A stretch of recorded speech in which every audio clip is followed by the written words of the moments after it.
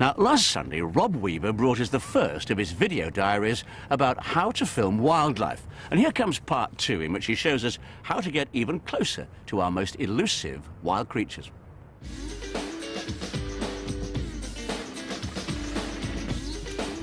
I've been interested in wildlife filming now for a couple of 3 years or so.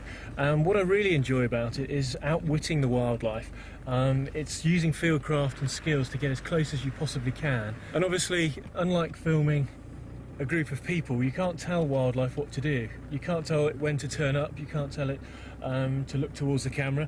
So you really need to use all the skills and fieldcraft you can to get close. Well, I'm all ready to go. As well as a camouflage jacket, I've got some camouflage trousers, a couple of other things that are really useful. Gloves, cover up your hands, not the best in this weather, it's absolutely lovely here at the moment. And a floppy hat, and although it looks pretty silly, it really helps to shield your face, to cover your eyes, and break up your outline even more. If a deer or any other wildlife sees your eyes or your face, they get a sense that a predator's watching them, and it doesn't look very natural when you're trying to film.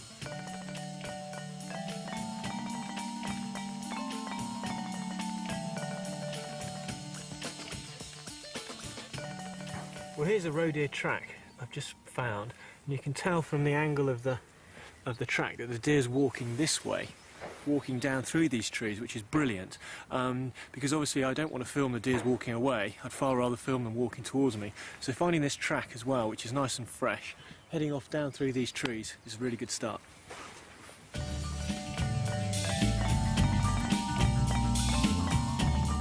This is where I'm hoping to film the deer from. Now, the reason I've put the hide up here is mainly because the wind direction is predominantly towards the hide, so I don't want the deer to smell me, obviously. They've got a very acute sense of smell, and a small whiff and they'd be off. But mainly because this area here forms a natural clearing, and although there's plenty of scrub bushes around, it's quite open, which is good for filming. I don't want to have too many trees and bushes because you literally wouldn't be able to see what you were trying to film. Oh. Right, now we're in the hide. Just get the kit set up. And the most important thing is the chair. Because sitting for long periods of time, as I often do, waiting for things to come out, isn't too good on your back.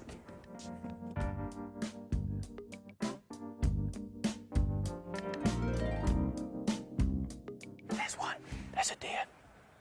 It's a roe deer, it's a young one, and she's very, very heavily into the mulch. You can see the winter coat coming off. I can't believe it, she's just 30 yards in front. She's walking quite quickly though, she's not stopping very much, but she can't smell me, that's the main thing. Oh, it's seen something, it's heard something. Woman, I can't believe this one's so close, it's brilliant. I think something startled her, so she's off again. She's gone now, she's off across the field. That was amazing.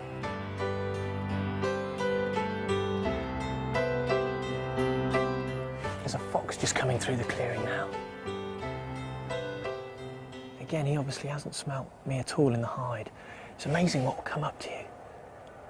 He's completely oblivious to the tractors working in the fields behind the hill.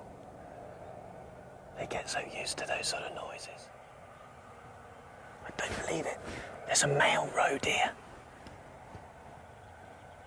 That's a buck. You can see because of those antlers.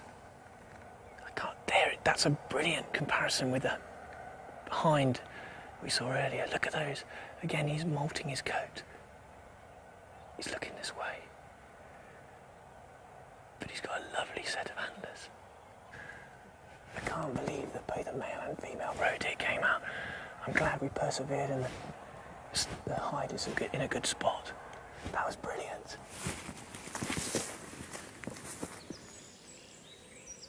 Now, this is absolutely fantastic habitat for barn owls. They love this short pasture land and scrubby woodland for hunting in. So I've come up now just to do a bit of a recce to try and find out whereabouts they might be in the area, and then I can hopefully get some footage.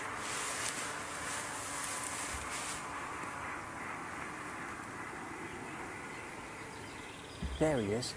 Now, I've given myself plenty of time. I can see him coming back across the field. It looks like he's got something in his talons. So he's obviously feeding young in the barn. That's brilliant. That's a good sign that they've got chicks, obviously. He's carrying that food back to the barn.